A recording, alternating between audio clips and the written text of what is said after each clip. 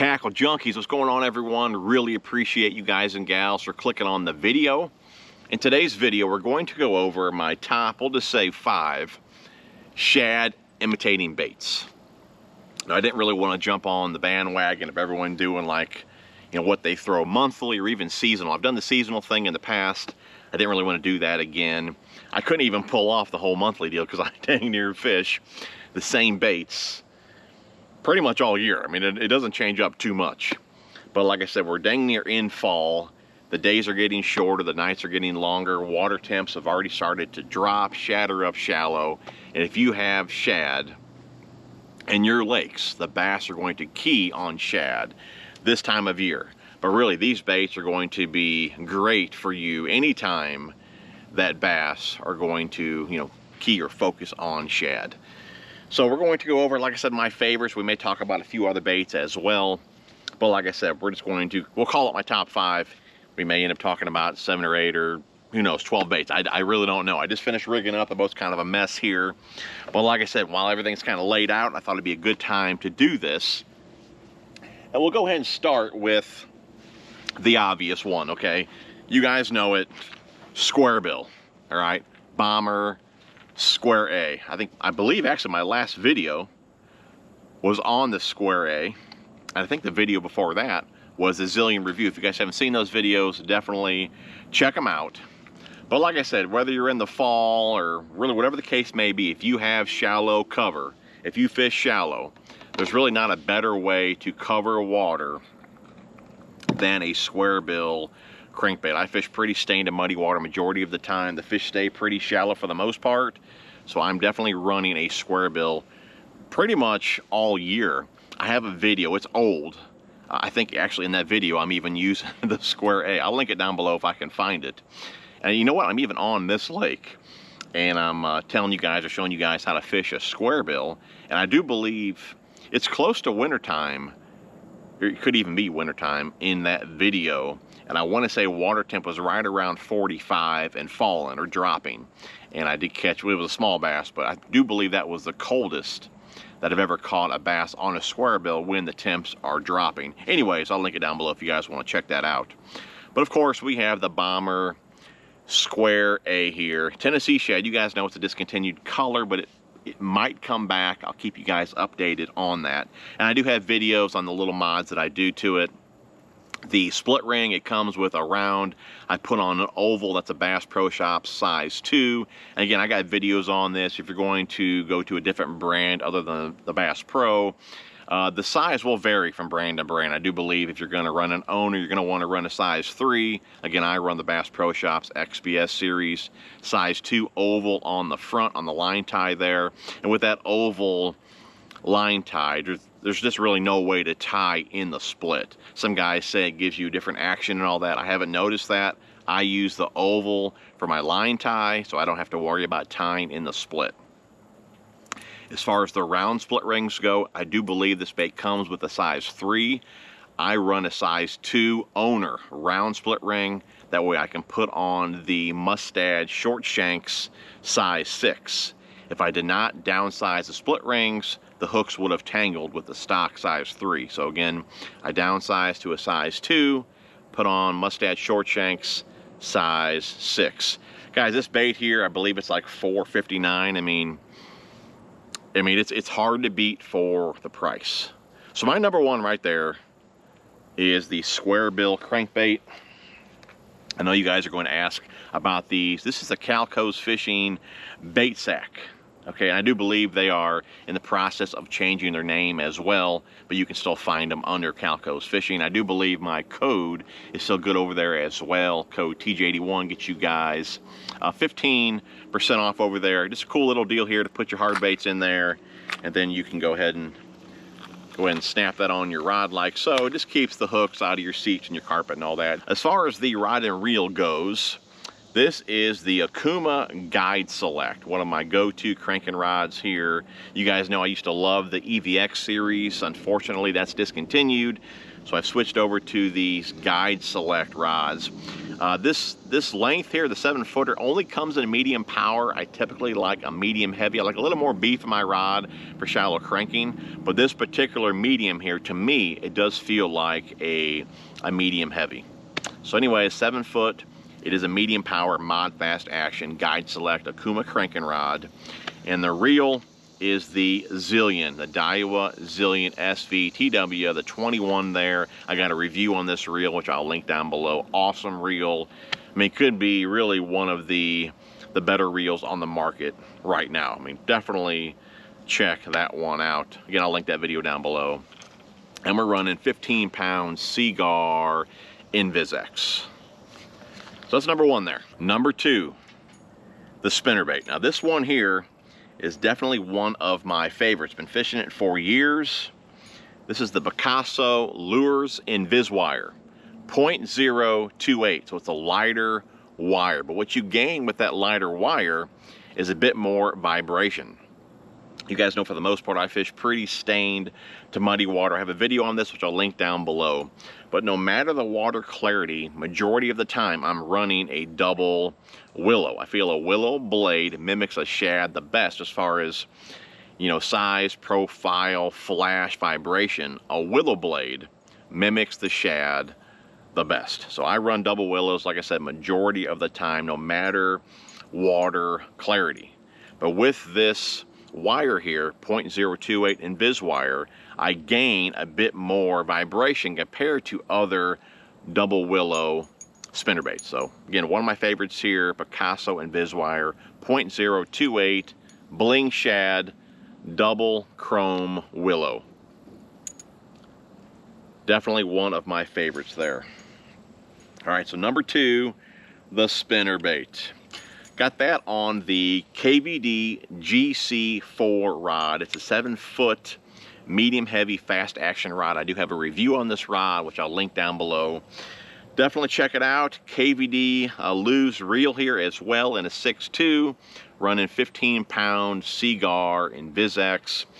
I've said this in the past, for all my moving baits, I prefer the Invis-X. It has a bit more stretch to it compared to a Braze-X. If I'm working the bottom, I like a Braze-X. Moving baits, I like Invis-X. Number three, the swim jig. Now you'll notice a handful of these baits really are pretty similar, and I'll just let the conditions or even the cover that I'm fishing, you know, determine which one I'm going to choose. If I want the flash, I'll go with the spinnerbait. If I'm fishing some grass, I'll go with the swim jig. This one here is a Picasso Lures Straight Shooter Pro, one of my favorites. Nice tapered head there, line tie straight out the nose, comes through cover really, really well. Titanium weed guard there, nice beefy hook. Definitely one of my favorites. They got some of the best skirts in the game as well. Running a grub on the back. That one is the Grande Fishing 4.5 Fatso Pig and Shad Spawn. I do believe I still have a discount code for them. I'll link it down below. It could be, it might even be like 20% off. But it's TJ81 over there. I do believe it's still good. Definitely check that out. And something else that I do, which you guys might not be able to pick up here on the GoPro, I do have a video on this as well, which I'll link down below. But I run a little, if you guys can see that there, that is the Rapid Fishing Solutions hook-all disc that I run on top of the grub. After you catch a fish or two, the plastic keeper will wear a hole in that plastic and they just don't stay on the hook anymore. So from the jump, I add a disc on there, which keeps it in place and you get a few more fish out of the soft plastic. I keep one of those here. Really, I keep them in quite a few of my boxes because I use these things so often here. But here's the tool here, the Rapid Fishing Solutions hook-all, and you can see the discs there. I'll tell you what I'll do on the swim bait. I'll show you guys how to use these, so stay tuned for that. But a cool little tool here, code TJ81. I do believe I get you guys 25% off over there using my code. Again, all this will be linked down below. Definitely check it out. But yeah, number three is going to be a swim jig. Okay, let's go and talk about the combo here. This is a Kistler KLX. It's a medium heavy. I do believe it's a fast action rod, but to me it's a bit on the softer side, so I really do like this rod here for moving baits. The reel here, Tatula 100. Awesome reel here. I do have a review on this reel as well, which I'll link down below. Got that in a 6.3, running 15-pound Seagar Invis-X. Number 4, the swim bait. This one in particular is the 4.8 Kytek in black shad. And I actually thought they brought this color back. I could be wrong about that. But when they first discontinued it, man, I was super bummed about that. So I scooped up like 20 packs of these things. And it seemed like ever since I picked them all up, the bait of the color just stopped working. I don't know what the deal is. But I think I said that in one of my last videos, that I've been tossing this bait for a good part of the year, and I still haven't caught a fish on it. I don't know what the deal is. Still one of my go-to, still one of my confidence swim baits right here. But like I said, it kind of like stopped working for me. I'm still gonna sling it around, still one of my favorites, my go-tos right here. I got a ton of confidence in this bait and color. But like I said, for whatever reason, it hasn't worked all that well for me this year. But now is a great time to start tossing it, so we'll see how she does all fall. But I do have an owner flashy swimmer on there. Sometimes I'll even run just a, where are they at here? Here's how much I love tossing swim baits. I have a box here dedicated to nothing but swim bait hooks, from the owner flashy swimmers to these are just like the Mustad Power Lock Plus here. Those there, that's pretty much what I'm tossing. Flashy swimmers, or I'm tossing these. If I don't want the flash, I go with the Mustad. If I want the flash, then I go with the flashy swimmer. You can see here, I keep one of the hook all deals there in my box. I'm going to show you guys real fast how to put one of them on. And I have one on here already, but you guys have asked how easy it is to get them off, so I'll go ahead and show you guys real fast. Let's go ahead and cut it off here. Let's get a scissors, make a little cut in it, like so, and you can just grab the scissors and just pry it off, just like that. Okay, easy to take off. So you'll go ahead and rig it up like you normally would, put it on the screw keeper there, or go ahead and run it up on the eye. But before you put the hook point back into the plastic, you'll get your hook awl, get your discs there, run the hook point through one of those discs, line her up in the center there, poke it through, okay, slide it up a bit, and you can complete your Texas rig like so. Then you just go ahead and tuck that disc under the belly there, and that keeps the soft plastic up on the hook. So pretty cool deal there. Again, definitely check those out, linked down below. So yeah, number 4 is going to be the swim bait. All right, as far as the rod goes, this is the Akuma TCS Frog swim bait rod. It's a 7.3 heavy, fast action. Now don't let the branding fool you there. I got a review on this rod as well. Just because it says Frog swim bait, it's not a broomstick. It's actually fairly soft. Really, majority of the rods in this series have a moderate fast action to them. They're pretty soft. But even the faster action, like this one here, it's still not super fast. Again, it's more on the soft side. But anyways, heavy, fast, 7.3 Akuma TCS. And the reel here, this is the older Zillion SV TW in a 6.3. Added a Gomex's handle on there, looks pretty slick. I do believe that is 15-pound Seagar Invis-X as well. Number 5, the Underspin. This one here is from Picasso. Again, one of my favorites. Been tossing this one for many years. You guys see me tear it up every spring with this Underspin. And you can buy them just like this, or you can buy the heads and the blades separately, which is what I do. I have an entire box dedicated to this one rig here, full of heads and blades there. I run 4 different weights, 1/8, 3/16, 1/4, and 3/8. 2 different hook sizes, 2/0 and 3/0. When you're running the hook through your soft plastic. You don't want to run too big a hook because you'll pin that action. So in this case, shorter is better. Again, I run 2/0 and 3/0 hook. The heads are called the Smart Mouth Plus. And again, I just buy the blades separately. You can get them in chrome, you can get them in gold. Little hole there on the end. Run the hook through the hole, slide it up the shank, and you got yourself an underspin. If you don't want the flash, you can take it off. But it's super nice underspin here from Picasso.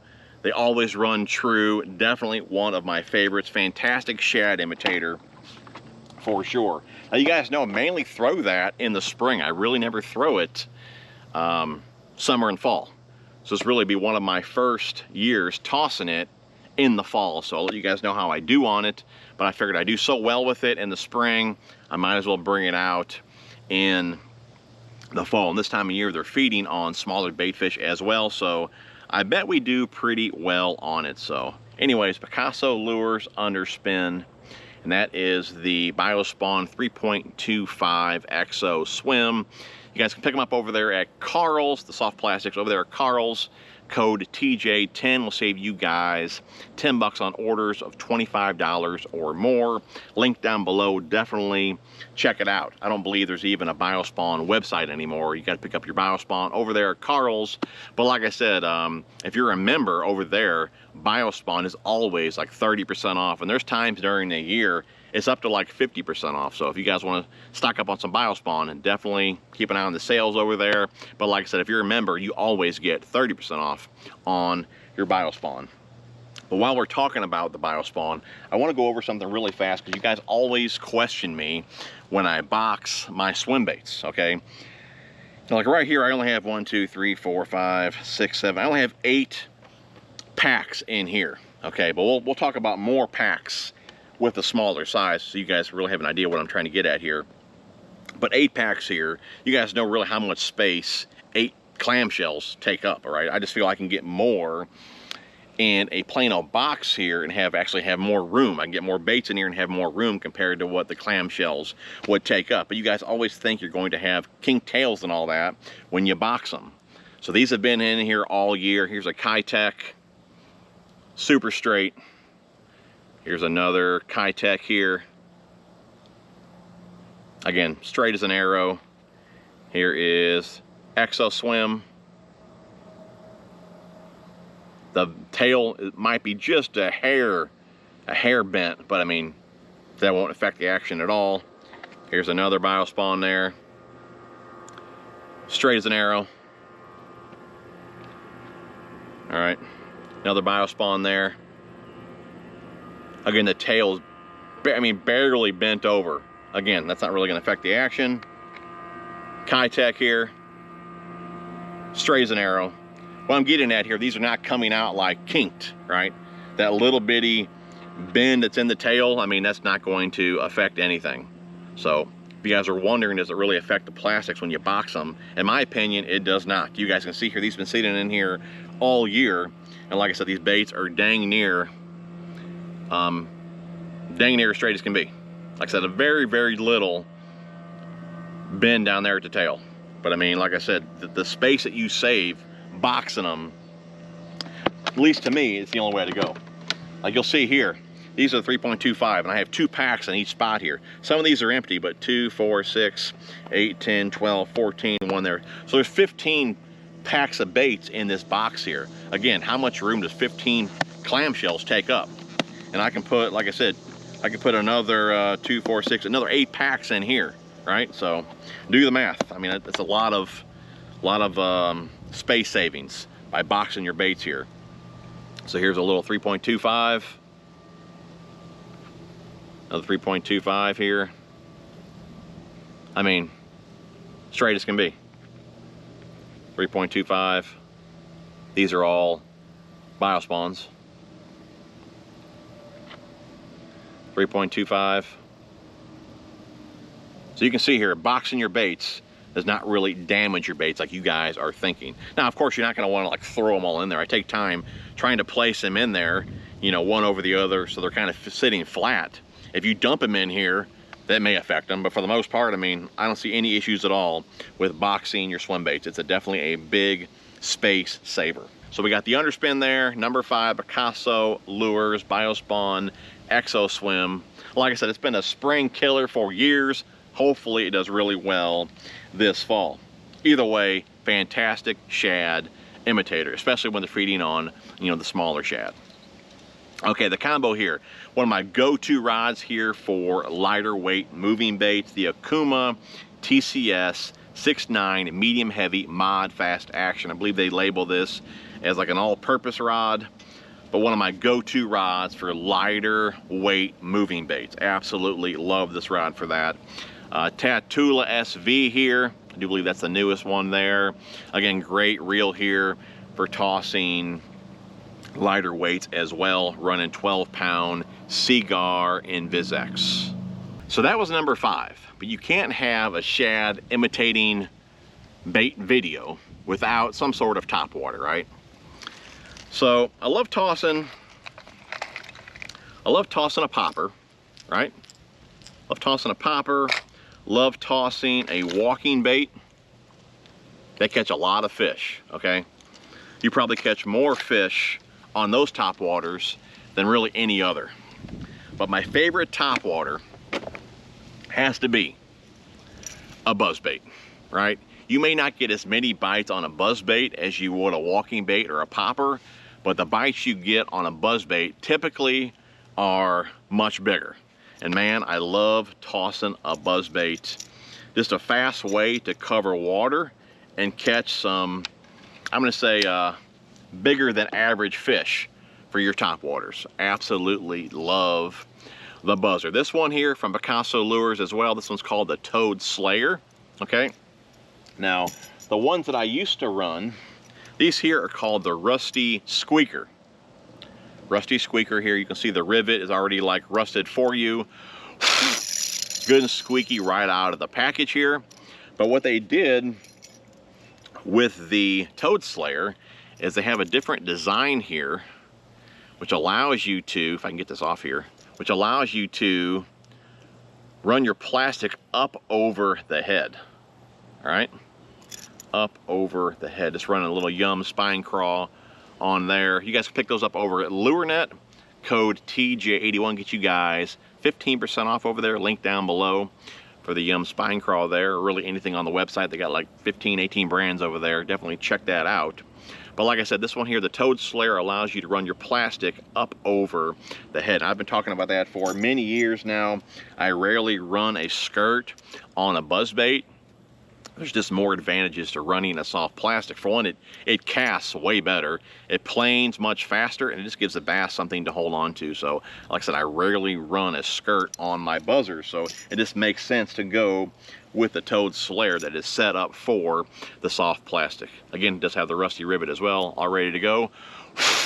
Out of the package, good and squeaky. I do have a couple of videos which I'll link down below as well. One, how to tune a buzzbait for noise. Another one, how to make them run straight.